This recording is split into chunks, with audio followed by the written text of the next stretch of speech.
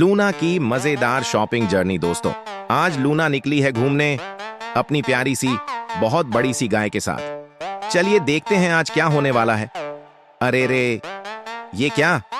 Luna market में अपनी नन्ही सी दूरबीन से कुछ बड़े ध्यान से देख रही है। अब ये क्या देख रही है? ओहो, सामने रिबन वाली टोपी है।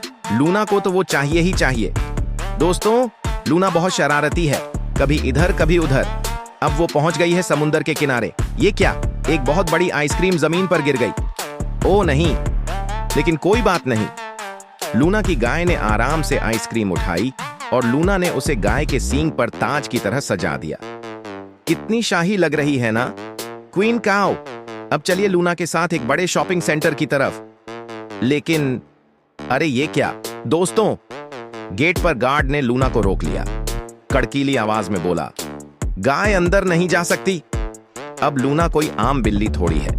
उसने तुरंत अपना स्पेशल कार्ड निकाला और गर्व से गार्ड को दिखाया, इमोशनल सपोर्ट काऊ, वीआईपी एक्सेस। गार्ड की आंखें फटी की फटी रह गईं।